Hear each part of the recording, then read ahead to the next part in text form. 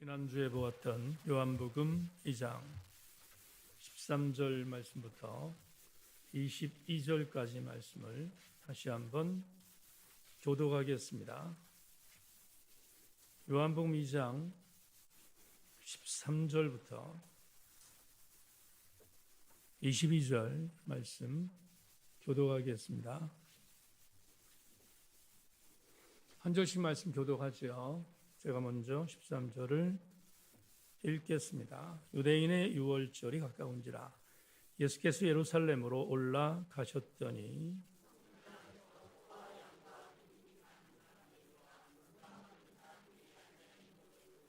노끈으로 재찍을 만드사 양이나 소를 다 성전에서 내쳐 주시고 돈 바꾸는 사람들의 돈을 쏟으시며 상을 엎으시고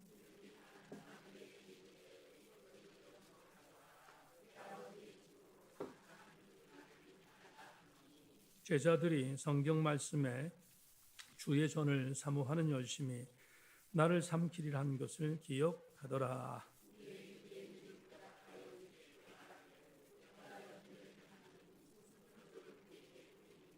예수께서 대답하여 이르시되 너희가 이 성전을 헐라 내가 사흘 동안에 일으키리라.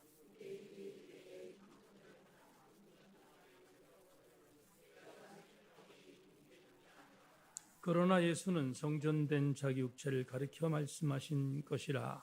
죽은 자 가운데서 살아나신 후에야 제자들이 말씀하신 것을 기억하고 성경과 예수께서 하신 말씀을 믿었더라. 아멘. 함께 찬양 돌리고 말씀의 은혜를 나누겠습니다. 하나님은 우리의 피난처 되시며 십자가의 길 순교자 이 두 곡을 연이어서 찬양하겠습니다.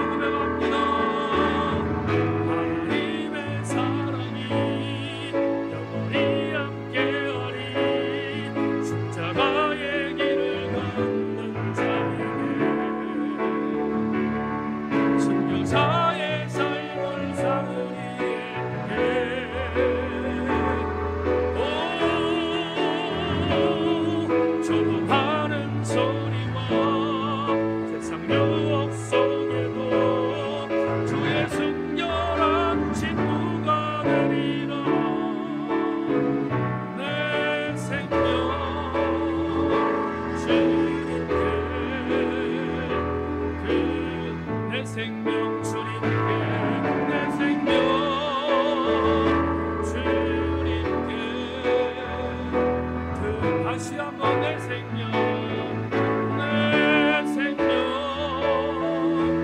주님께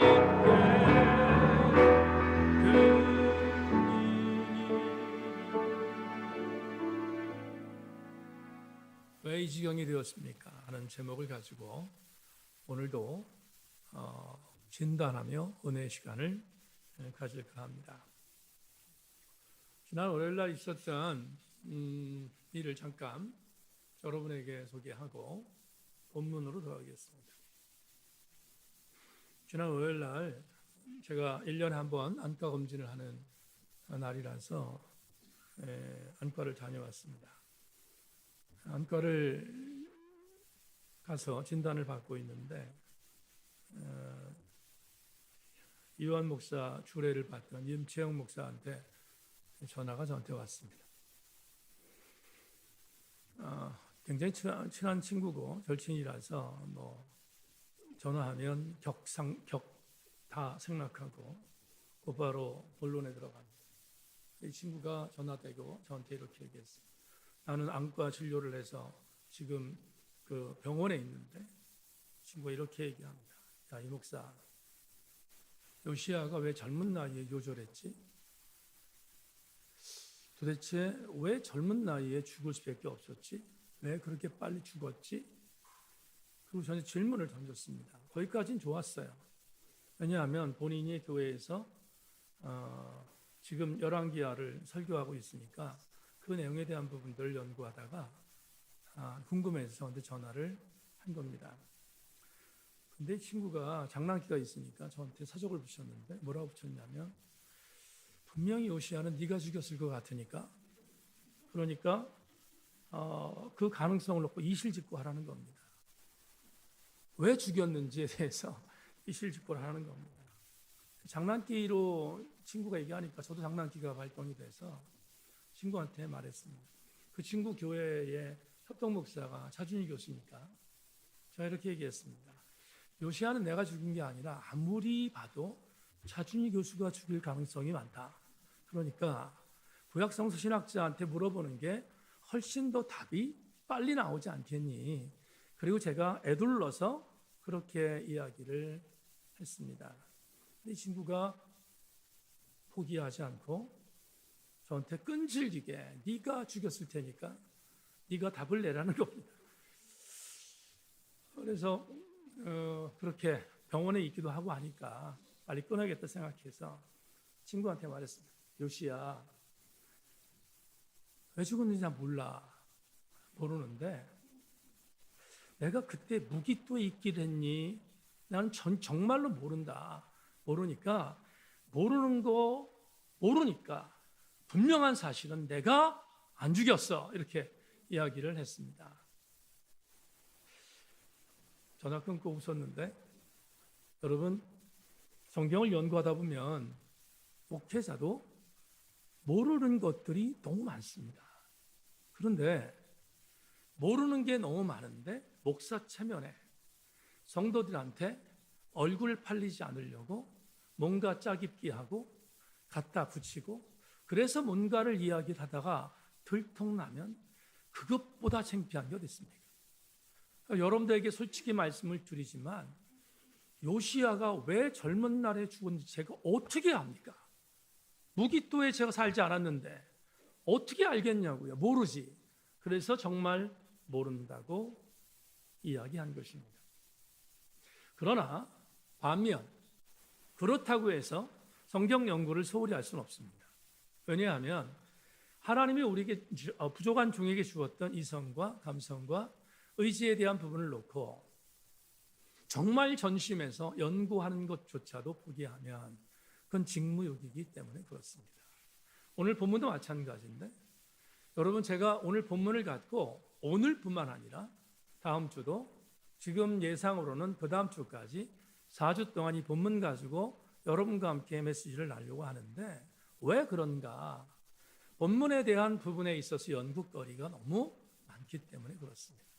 그래서 오늘 본문도 지난주에 있어서 또 한 번 보는 이유는 여러분이 그냥 지나치면 절대로 안 되는 중요한 영적인 교훈이 담겨 있어서 오늘도 이 본문과 함께 씨름해 보려고 생각합니다.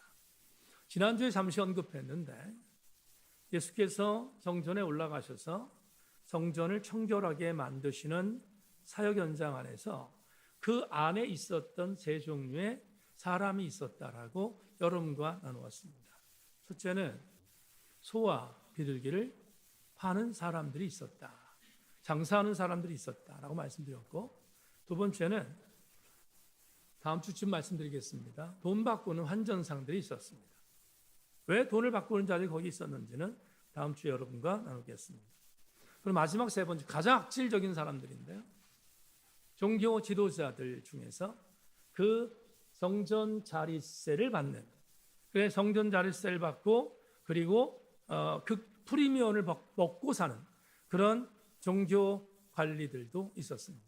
이 세 종류의 부류가 있었는데 오늘 여러분과 이 세 종류 사람 중에서 첫 번째 사람을 살펴볼까 합니다. 소와 비둘기 파는 사람들에 대한 정체가 무엇인지, 그리고 왜 그런 일이 있을 수밖에 없었는지를 여러분과 함께 심도 있게 오늘 수요 성경예배를 통해서 살펴보겠습니다. 자, 오늘 본문을 보겠습니다. 본문 14절부터 16절까지 세 절을 한번 같이 읽겠습니다.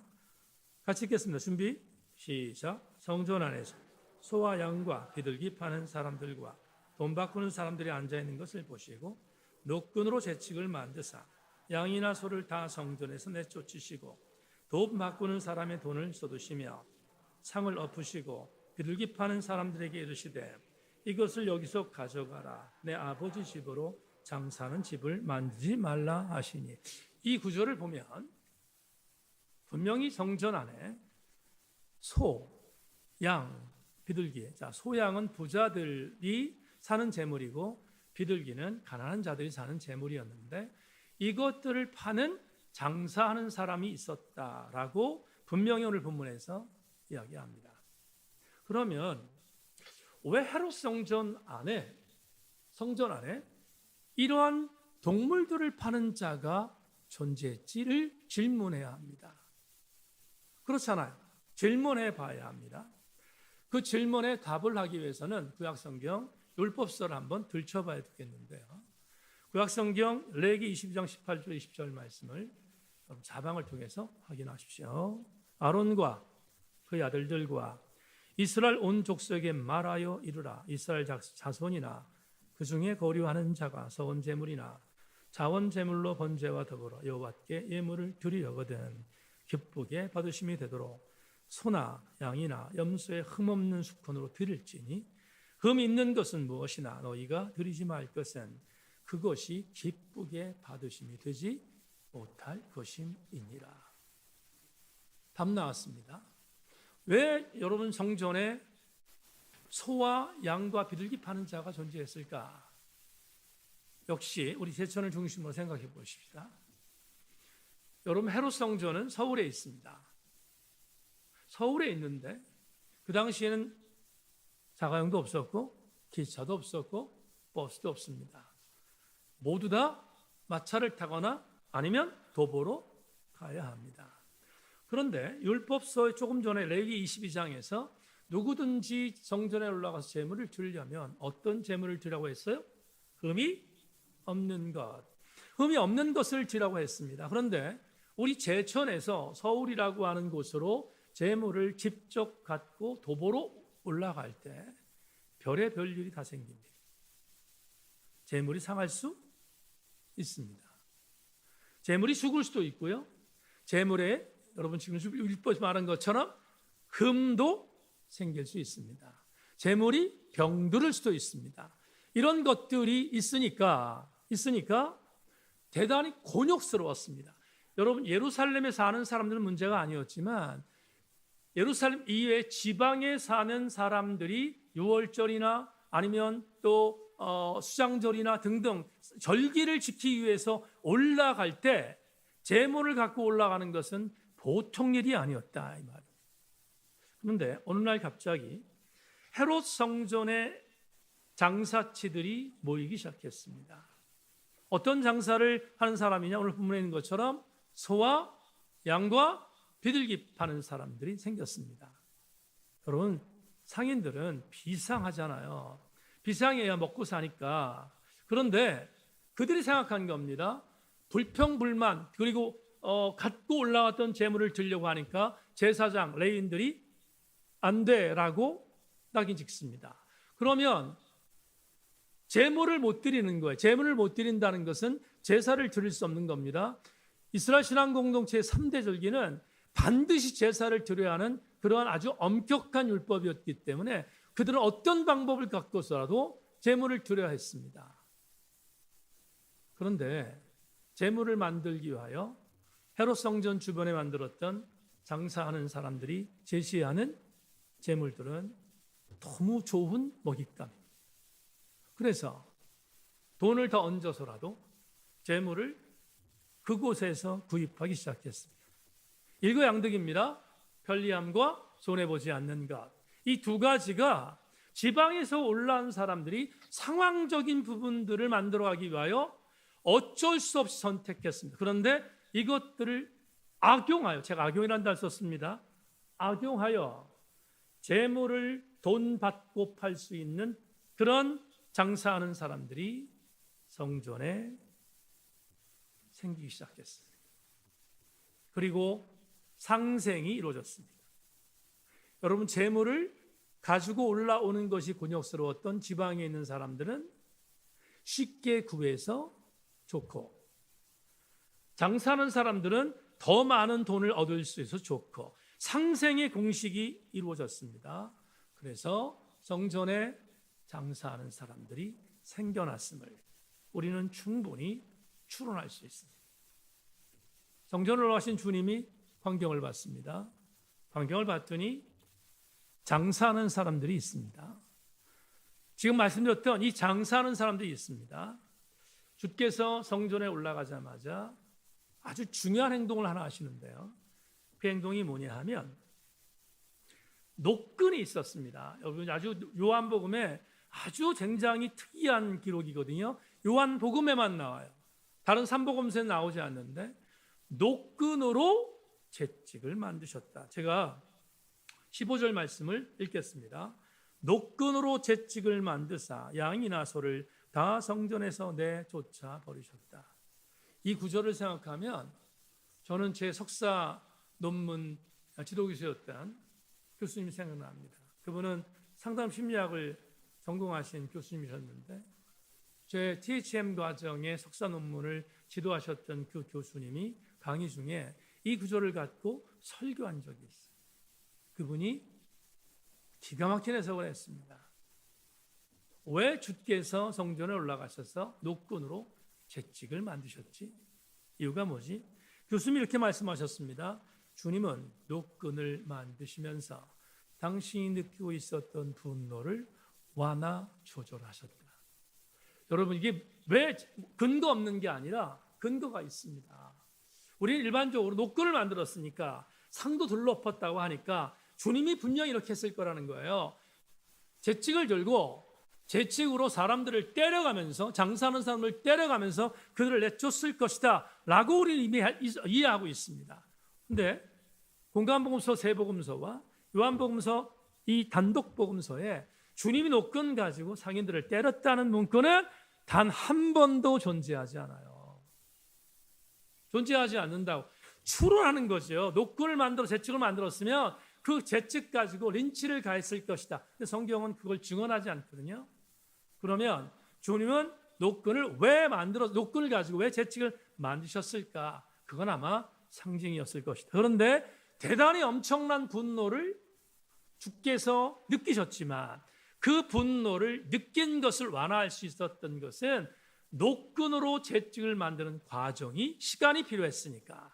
그러면서 주님은 당신의 극대노했던 것들을 완화시켰을 것이다 라고 해석하는 것은 설득력이 있습니다. 다만 주께서 노끈을 갖고 채찍을 만들 때 그 채찍은 대단히 위험스러운 상징적인 요소로 등장했을 것은 분명합니다. 오늘 4개의 동사를 보겠는데요. 조금 전에 읽었던 본문 중에서 주님께서 노끈으로 재측을 만드셨습니다. 그런 뒤에 나오는 요한복음에 있는 동사 4개가 있습니다. 그 동사 4개가 뭐냐? 이렇게 말합니다. 첫째, 내쫓으셨다. 찾아보십시오. 내쫓으셨다. 두 번째 뭐가 있죠? 쏟아버렸다라는 말이 있습니다. 쏟아버렸다. 세 번째, 엎으셨다가 있습니다. 그리고 네 번째 뭐가 있어요? 가져가라가 있습니다. 4가지가 있습니다. 자, 그런데 이 4가지 동사의 시제가 현재형입니다. 현재형이고 모두가 직설형입니다. 이 말이 무슨 말이냐면 풀겠습니다. 현재형이며 직설법이라는 말은 한 현장에서 함께 이루어지는 동사적인 용법이 있을 때 쓰는 단어입니다. 무슨 말이냐면 쫓으셨고 쏟으셨고 엎으셨고 가져가라고 했던 것, 이것이 동시다발적으로 일어났다는 거예요. 그러니까 주께서 내쫓은 뒤음에 쏟아놓으셨고 쏟아놓은 다음에 엎으셨고 엎으신 다음에 가져간 게 아니라 이 4가지가 한꺼번에 이루어진 사건. 이게 왜 중요하냐면 주님의 분노는 그만큼 극점이 있었다는 것을 보여줍니다. 장사하는 자들을 바라보며, 다음 주에 얘기하겠습니다. 돈 바꾸는 자들을 바라보면서 주님의 분노는 극에 달했습니다. 그래서 주님은 물리적인 그분의 권위를 통하여 물리적인 폭력을 가진 않았지만 상징적으로 그는 이렇게 엄청난 긴장백배의 행동을 보이셨음을 요한복음 기자가 오늘 우리에게 보고하고 있습니다. 그러면 여기서 한 가지 질문해야 합니다. 뭘 질문해야 하는가? 이겁니다. 여러분, 주님의 성품은 온유하셨습니다. 맞습니까? 주님의 성품은 온유하셨습니다. 그리고 아픔을 당하는 백성들을 보면 어떻게 여기셨다고 했습니다? 불쌍히 여기셨다, 이렇게 말씀합니다. 그죠? 불쌍히 여기셨다. 그리고 그들을 치료하시는 긍휼한 마음도 있었다. 그래서 제가 여러분 굉장히 많이 얘기한 게 뭐죠? 스프랑클리조마이, 내장이 끊어지는 아픔을 갖고 동통하셨다 하는 설교를 굉장히 많이 했습니다. 그런데 오늘 본문은 온유함, 스프랑클리조마이, 긍휼이 여김 보입니까? 안 보입니까? 안 보입니다. 전혀 안 보입니다. 왜 하나님의 아들 예수께서 돌변하셨을까? 이렇게 갑자기 그의 모습이 돌변했을까? 그게 오늘 두 번째의 왜 이 지경이 되었을까의 답입니다. 자막 보겠습니다. 여러분, 예수 그리스도께서 극대노했던 이유는 뭐냐? 아버지의 집을 장사하는 소굴로 만들어 버렸다. 이 말을 다른 말로 표현합시다. 야훼 신앙을 변질시켰기 때문에. 야훼 신앙을 변질시킨 것이 하나님의 아들 예수 그리스도를 극대노하게 만든 일이었다라고 해석할 수 있습니다. 여러분, 16절 다시 보겠습니다. 16절 찾아보십시오.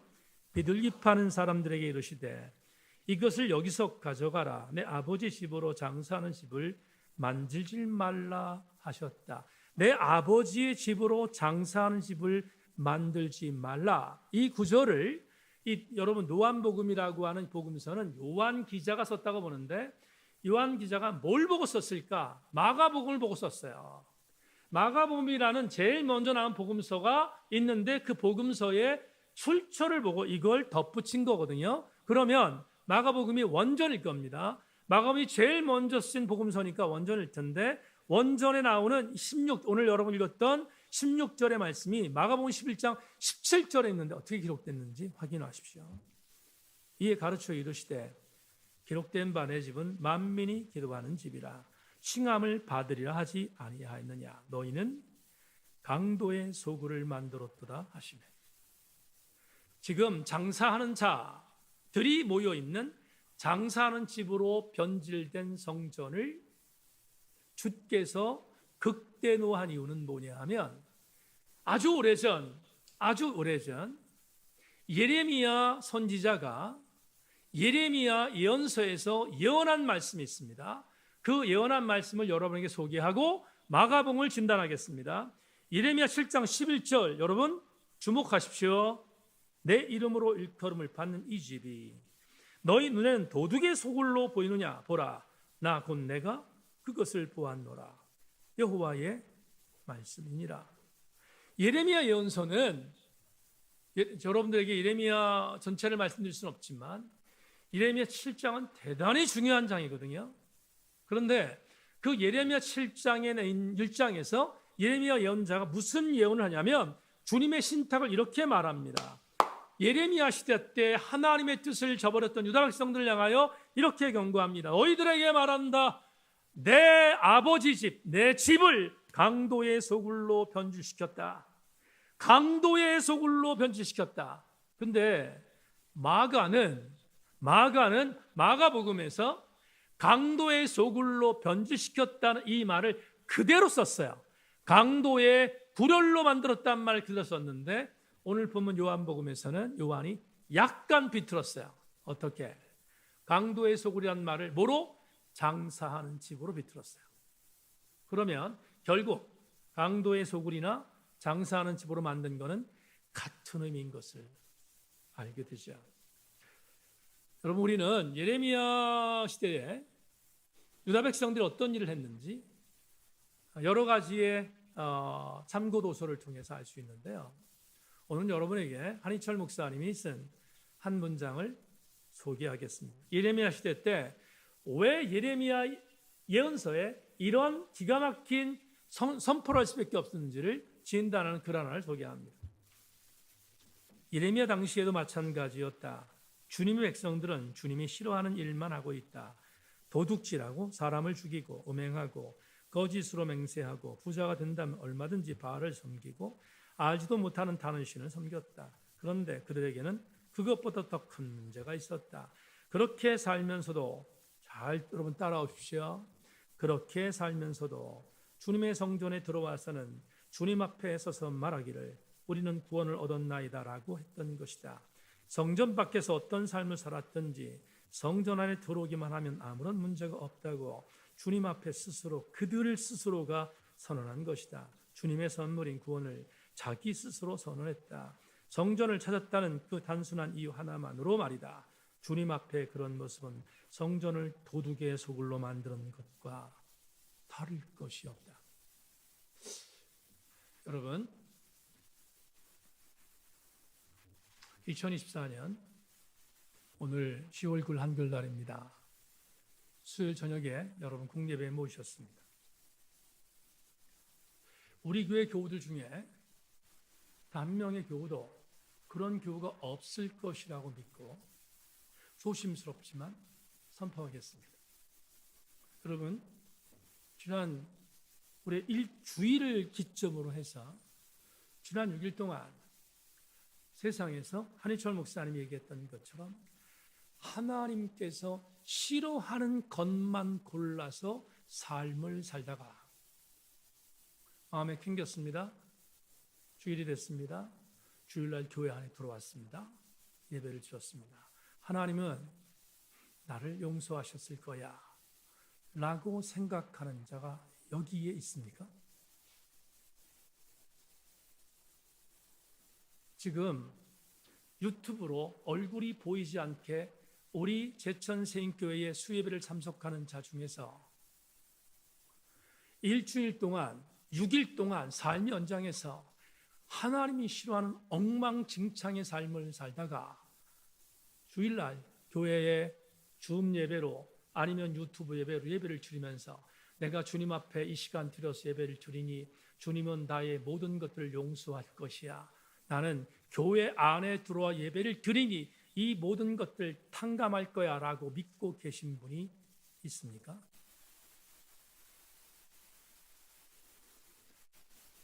오늘 본문을 중심으로 말씀을 드립니다. 여러분, 하나님의 교회를, 하나님의 심지어 이렇게 말합시다. 하나님의 예배당을 하나님의 예배당을 여러분의 범죄의 피난처로 생각하면 그건 최고의 죄악입니다. 오늘 찬송했습니다.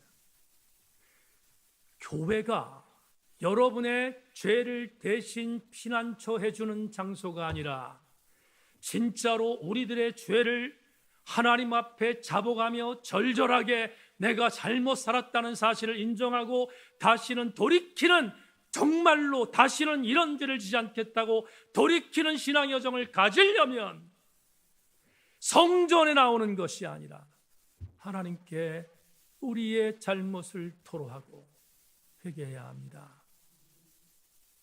하나님이 우리의 피난처이시지 교회가 피난처가 아닙니다. 하나님, 내가 주일날 나왔습니다. 나와서 내가 지난 일주일 동안 삶의 현장에 살았던 이 엄청난 죄악들을 이 헌금에 담았습니다. 이 헌금을 당감의 족으로 하나님께 드립니다. 하나님, 당감해 주십시오. 말했다면 그는 형법적으로 가정처벌의 죄를 받을 수 있는 중죄입니다.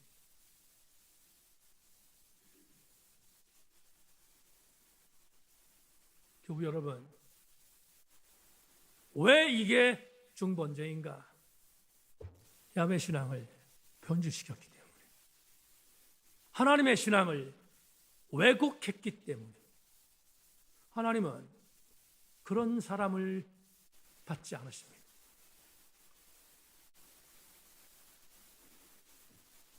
출애굽기 32장 4절 6절 여러 차례 설교했지만 또 곱씹겠습니다.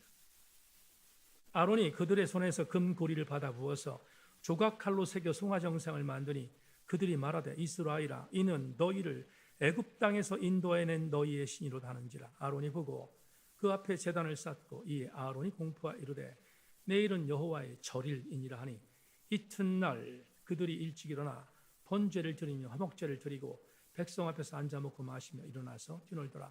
제가 맨 처음에 이 구절을 만났을 때 충격이 너무 컸습니다. 왜 그런지 아십니까?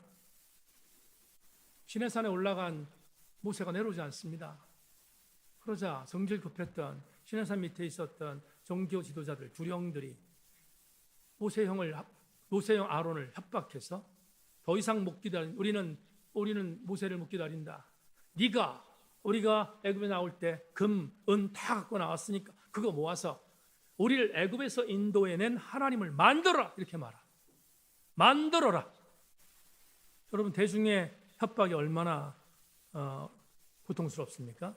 아론이 굴복합니다. 그리고 야훼 하나님을 만들었습니다. 그게 금송아지입니다. 설교 통해서 말씀드렸지만 송아지라는 히브리어 에겔이라는 단어는 송아지입니다. 송아지. 여러분, 소도 아니에요. 송아지입니다. 그런데 에겔이라는 단어는 고대 근동에서 어떠한 의미로 쓰는 단어냐면 애송이란 뜻입니다. 애송이. 무슨 얘기 아시죠? 애송이란 뜻입니다. 왜 하고 많은 우상 중에서 송아지를 만들었을까? 이스라엘 신앙 공동체의 기가 막힌 범죄가 보입니다.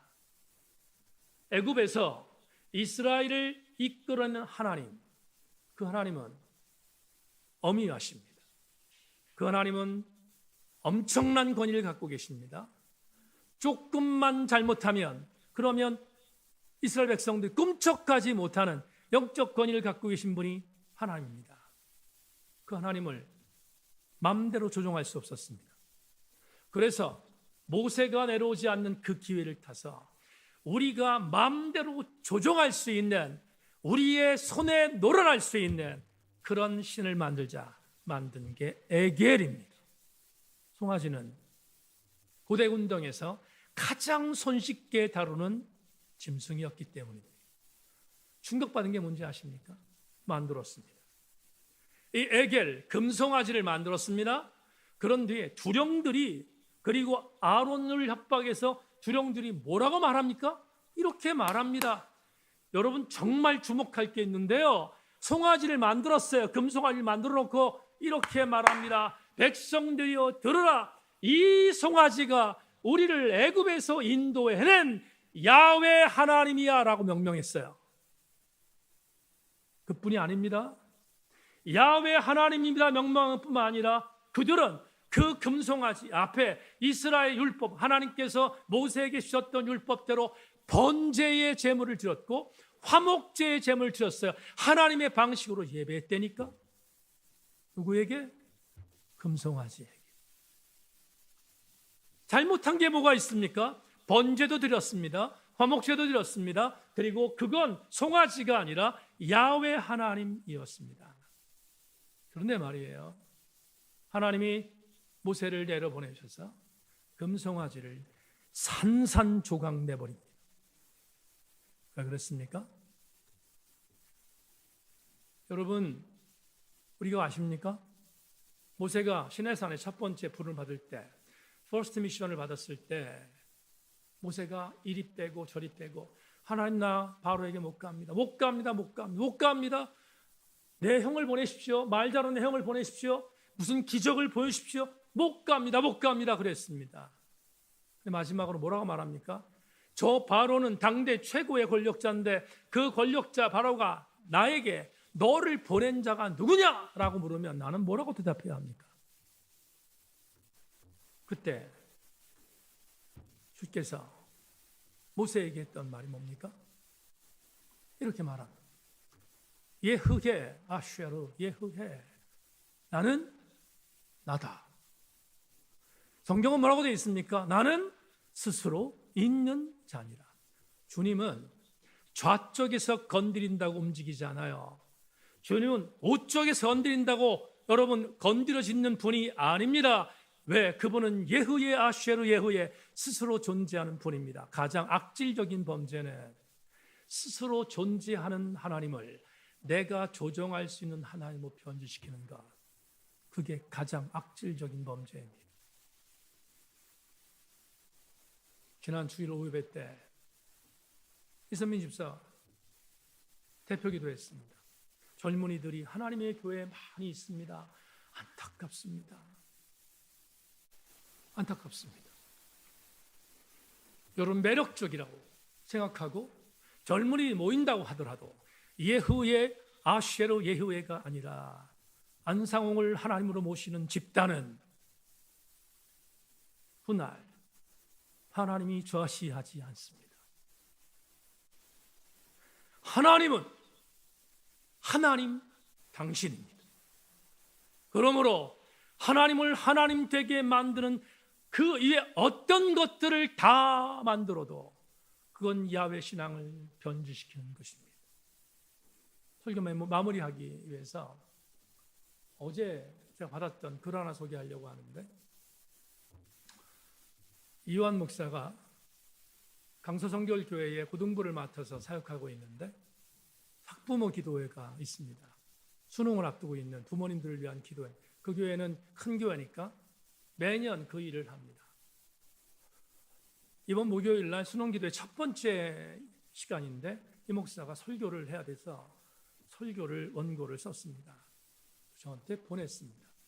아버지 컨펌해 주세요. 다른 땐 전화도 안 하더니 설교 컨펌해 달라고 할 때는 전화도 하고 그렇게 합니다. 그리고 설교 원고를 저한테 보내서 확인했습니다. 뭐가 틀렸는지 확인해 주시고, 그리고 정정할 것 있으면 정정해 주십시오라고 보냈습니다. 이완 목사가 보낸 학부모 기도, 수능 시험을 앞둔 학부모들을 위한 기도의 설교 원고를 일부분 소개합니다. 사랑하는 학부모 여러분, 저는 여러분들에게 기도회를 시작하며 세 가지 약속을 함께 나누고 시작하고자 합니다. 첫 번째, 기도에 참여했다는 자기 만족을 내려놓기에. 두 번째, 이 시간을 통해 나의 자녀가 보다 나아질 거야 라는 기대 심리 버리기. 마지막으로 5주간 진행되는 기도의 시간을 통해 부모이기 이전에 본래 내가 변화되는 시간일 것을 소망하고 기대하기. 이 세 가지를 기도회의 테마로 정했습니다. 그런 뒤에 이 목사가 이 설교의 마지막 엔딩 멘트를 이렇게 썼습니다. 사랑하는 학부모 여러분, 아니, 하나님의 자녀와 일컬음을 받게 된 성도 여러분, 오늘 우리가 모여서 기도해야 하는 이유는 간단합니다. 변화하지 않는 나의 현실에 부끄러워서 그저 자기 만족을 위한 도구로 예배를 전락시키는 우리의 모습을 보며 가슴치고 탄식하지 하나님 앞에 회개해야 하기 때문입니다. 단지 부모이기 때문에 기도에 나온 것이 아니라 이 시간 하나님께서 우리의 민낯을 낱낱이 드러내시기를 소망합니다. 이 자리에 모인 우리 공동체 속에서 가슴치고 옷을 찢으며 자복했던 느헤미야 8장에 보고된 수문학 광장에서의 회개가 일어나길 소망합니다. 아이의 미래와 삶의 변화를 두고 기도하기 이전에 주님 앞에 무릎 꿇고 내가 죄인입니다. 불쌍히 여겨 주옵소서. 나의 삶이 이전으로 돌아가지 못하도록 이끌어 주옵소서. 이 원고를 읽고 나서 컨펌해달라고 했습니다. 그래서 아들한테 보냈습니다. 목사야, 기도 많이 하고 전해라. 정정하고 할 내용을 전하지 않았습니다. 그대로 전하면 될 것 같아서였습니다. 그런데 제가 왜 아들의 설교를 여러분에게 소개까지 하면서 엔딩 멘토로, 저의 설교 엔딩 멘토로 정했는가? 아들이 글을 썼는데, 원고를 썼는데 저를 감동시켰던 부분이 있기 때문입니다. 여러분, 예배는 나를 위해서 드리는 것이 아닙니다. 예배는 하나님을 위해서 드리는 것입니다. 하나님을 위하여 예배를 드리는 그 자를 하나님께서 쓰십니다. 나를 위하여 예배를 드리는 자를 하나님은 외면하십니다. 하나님을 위하여 예배하는 나를 하나님이 인정하십니다. 그것 때문에 우리는 예후의 아쉐르 예후에 나는 스스로 있는 자라는 하나님을 절대로 다른 것으로 변질시켜서는 안 됩니다. 만에 하나 스스로 존재하신 하나님을 나를 위하여 예배한다면 우리는 야훼 하나님을 변질시키는 것이 됩니다. 순서가 바뀌면 안 됩니다. 생교회에서 지체 여러분, 영적 자존심에 손들리지 마십시오. 여러분, 내가 하나님 앞에 야훼 신앙을 사수하면 그 야훼 신앙을 사수하는 사랑하는 교우들을 하나님이 책임지시는 것이지, 만에 하나 나를 위하여 예배하는 자가 야훼 신앙을 뒤로 미루면 그거야말로 오늘 헤롯 성전에서 장사하는 자와 뭐가 다름이 있겠습니까? 말씀 맺겠습니다. 오스왈 챔버스의 명저 주님은 나의 최고봉에서 오스왈 챔버스가 이런 이야기를 남깁니다. 우리는 하나님을 이용하여 안정과 기쁨을 얻기를 원할 뿐이지 우리의 삶을 통해 예수 그리스도를 실현하는 데는 관심이 없습니다. 제가 욕심이 많아서 그래서 어쩔 수 없습니다. 여러분 이해하고 들으십시오. 우리 교회 교우들 중에 하나님을 이용하여 안정과 기쁨을 얻기를 원하는 성도로 우리 교회가 자리매김하면 우리 교회는 미래가 없습니다.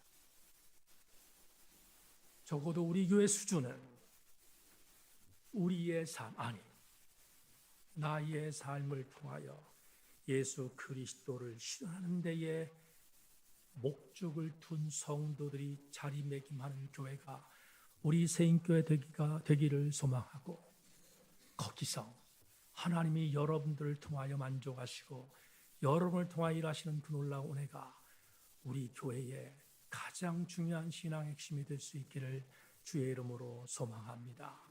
하나님이 나의 피난처이시지 교회가 나의 피난처가 아님을 명심하고 우리 야훼 신앙을 절대로 변질시키지 아니하는 하나님의 아름다운 성도들 되기를 바랍니다. 주께서 오늘 수요일 저녁 예배에 여러분에게 이렇게 선포하십니다. 예후해 아쉐르 예후해. 하나님은 나의 피난처 되시옵소서. 찬양하겠습니다.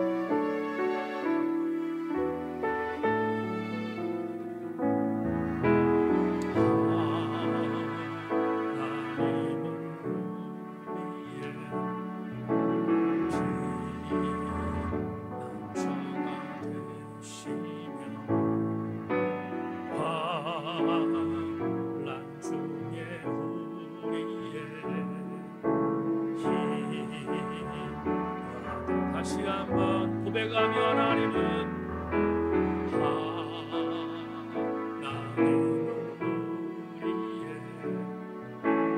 우리의 피난처가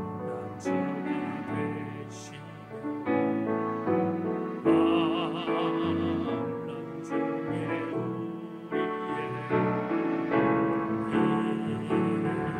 고백하며 선포합니다. 너희는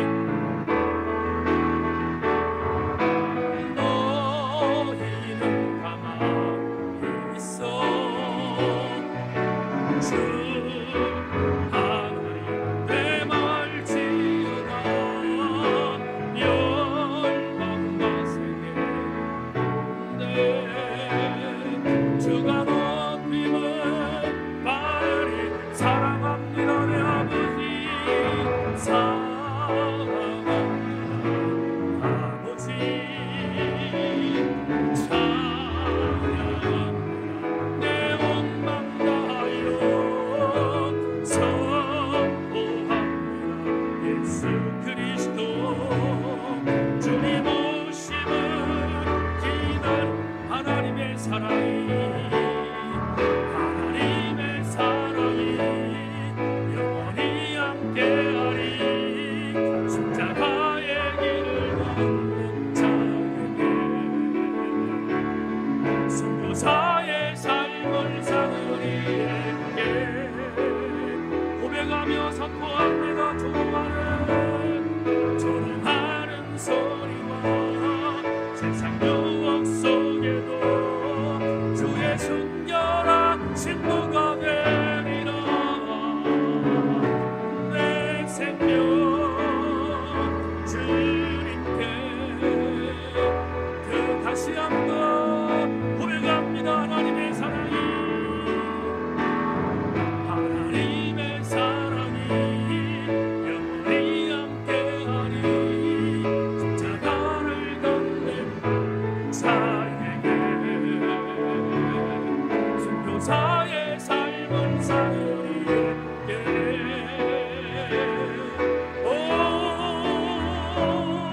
조롱하는 소리와 세상 유혹 속에도 주의 순결한 신부가 되리라. 내 생명, 내 생명 주님께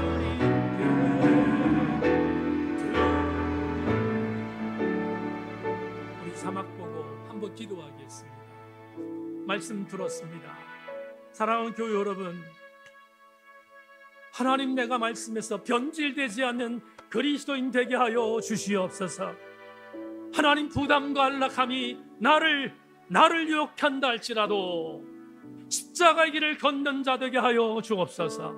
우리 세인교회가 절대로 변질되지 아니하도록 야훼 신앙을 사수하는 하나님의 교회 되기를 소망합니다.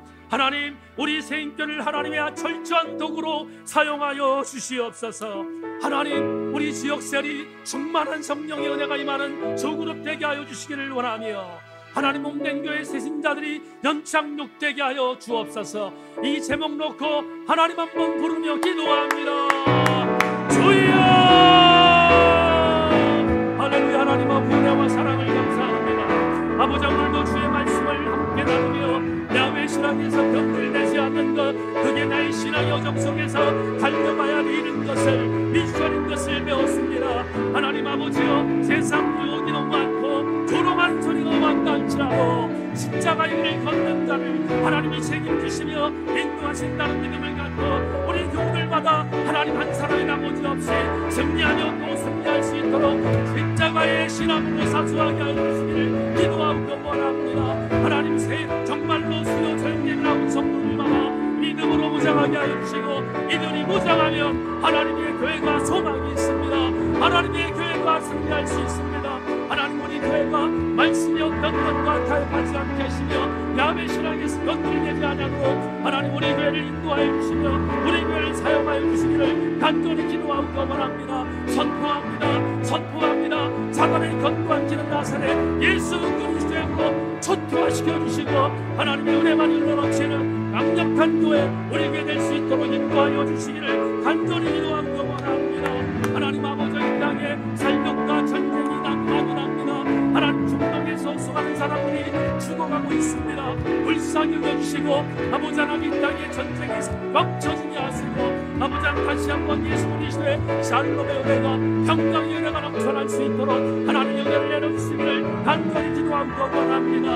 하나님, 우리가 기도하면 이 일이 이루어질 줄 믿사오니 우리를 사용하여 주옵소서. 존귀하신 주님, 우리 목된 교회 지역생마다 하나님 사명감을 갖고 은혜 중에 달려가게 하시고 하나님 바람 영역은 나도 하나님의 은혜를 달려가는 놀라운 역사 나타날 수 있도록 기름 부어 주시기를 기도하고 원합니다. 오 하나님, 우리 교회 시신단이 등록하고 있는데 시신단이 연착되게 하시고 하나님의 은혜 아래 예수 그리스도의 이름과 능력으로 하나님 무장하는 귀한 신들을 뵐 수 있도록 인도하여 주시옵소서. 하나님, 우리